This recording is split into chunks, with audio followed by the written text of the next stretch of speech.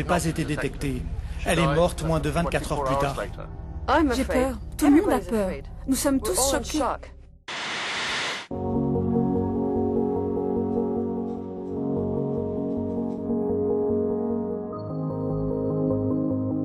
La plupart des morts de la grippe A H1N1 concernent des gens qui souffrent déjà d'autres pathologies. Mais d'autres cas posent clairement question. Le décès de jeunes et de personnes en bonne santé. Regarde ce que ça donne. Donc ça, c'est des cellules cultivées avec le virus pendant quelques jours. Et on va regarder la réponse immunitaire sur ces cellules. Notre système immunitaire, s'il fonctionne normalement, prend le dessus sur l'infection. Après l'entrée du virus dans la cellule hôte, des éléments du virus sont exposés à la surface de la cellule.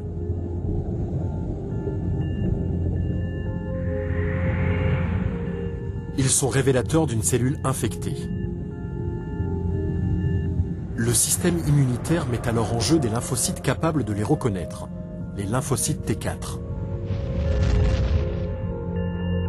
Ils produisent des cytokines, véritables stimulants qui vont enclencher la production d'anticorps par d'autres lymphocytes, les lymphocytes B.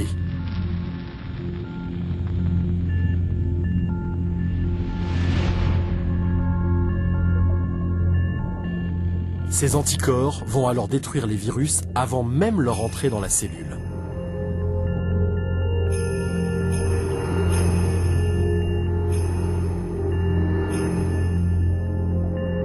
Ces mêmes stimulants vont aussi activer les lymphocytes T8, dits lymphocytes tueurs, qui vont éliminer la cellule infectée.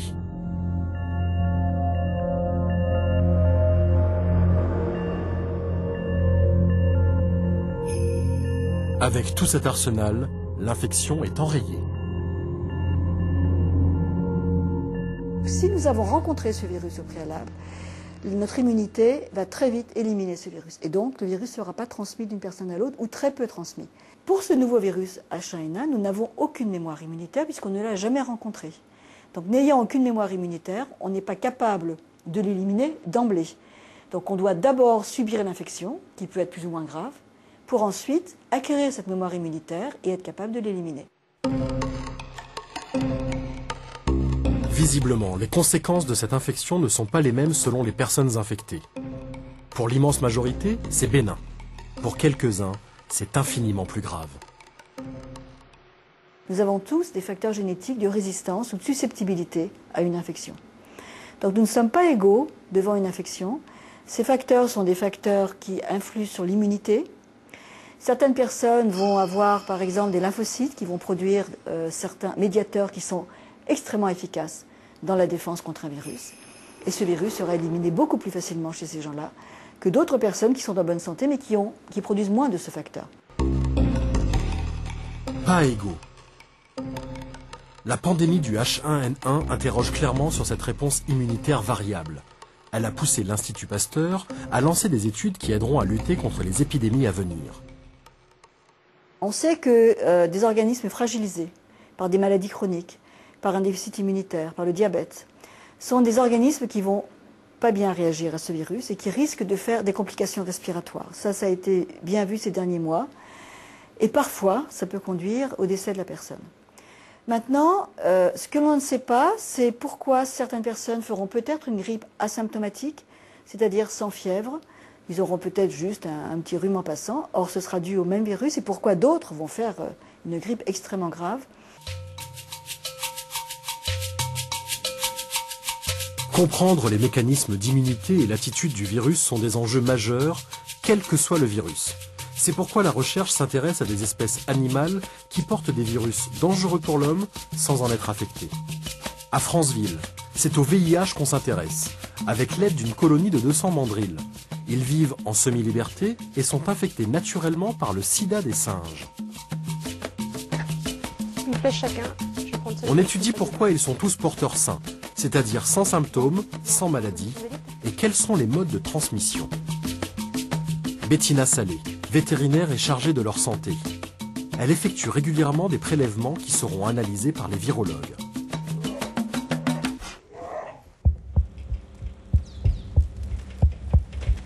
Ce jour-là, elle vérifie l'état de guérison de la patte d'un mandril. Attention la jambe. Ouais. Ok. Bon, c'est bien, c'est en train de se refermer. Hein. Ouais. On va lui enlever ce petit bout de fil là.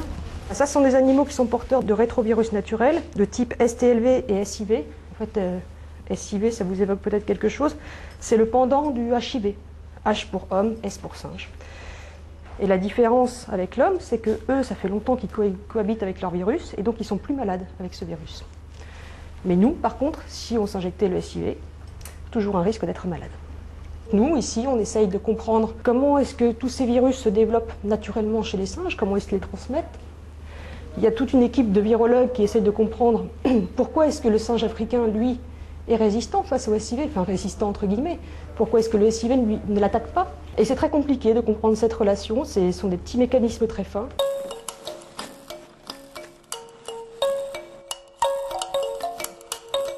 Ces singes sont des modèles de résistance et de coévolution avec les virus. Mais les singes régulent-ils les virus? Et les virus se régulent-ils eux-mêmes?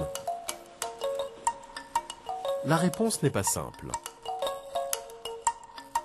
On a des pistes, mais c'est beaucoup plus complexe que ce qu'on imaginait. Au départ, on pensait simplement qu'en fait, c'était le mandril était naturellement devenu résistant, point, et le virus, lui, était normal. Et en fait, il se trouve que non seulement le mandril est résistant, mais aussi le virus est devenu moins pathogène. Dans notre coévolution avec les virus, il reste beaucoup à apprendre. D'autant que d'autres virus pourraient bien émerger chez l'homme, dans ces lieux de forte biodiversité qu'ils pénètrent.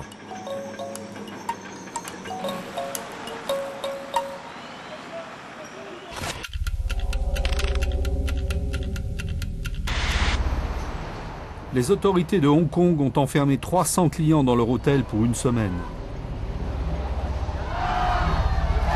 Motif, un Mexicain de 25 ans atteint de grippe porcine y a séjourné quelques heures.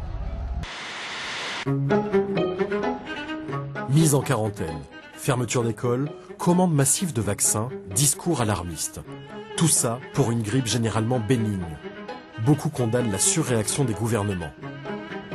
À Montréal, Michel Chossudowski, professeur d'économie, dirige le centre de recherche sur la mondialisation. Pour lui, tout ceci permet d'occulter une autre réalité.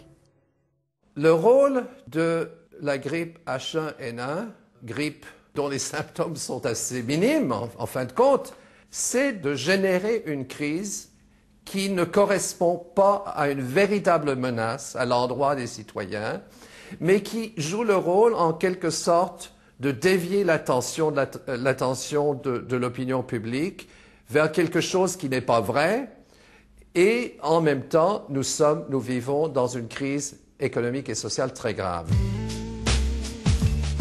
Le H1N1, outil de camouflage d'une autre crise plus grave. L'idée est séduisante. Mais pour Stephen Morse, le scénario est différent. Les gouvernements sont toujours confrontés aux extrêmes. Le gouvernement était inquiet de la résurgence de la pandémie de 1918. Je ne pense pas que ce soit un complot, mais plutôt de la peur. D'un côté, nous avons donc la peur, 1918 qui pourrait revenir nous hanter et tuer beaucoup de gens, notamment des jeunes en bonne santé. De l'autre côté, la familiarité avec la grippe. Pourtant, on n'a pas assez étudié la grippe, on n'a pas assez conçu de vaccins avec toutes les technologies modernes dont on dispose. Parce qu'on a l'habitude de la grippe, on est trop familier avec elle. Entre peur et familiarité, la raison des hommes vacille. Antoine Flao, lui, penche plutôt pour le principe de précaution. Les gouvernants savent bien que un peu trop de catastrophisme ne nuit pas tant que cela. Pas assez de catastrophisme, pas assez d'alerte sera vivement reproché. Donc peut-être qu'il y a une tendance à vouloir en faire un peu trop, en se disant, ma foi, on aura prévenu les gens et puis on aura pris nos dispositions pour que la population souffre le moins possible. Clairement, ces histoires d'émergence planétaire sont certainement l'occasion pour beaucoup de mythes, de rumeurs, de se répandre. Je ne pense pas que le fait que nous soyons dans des temps modernes et des époques modernes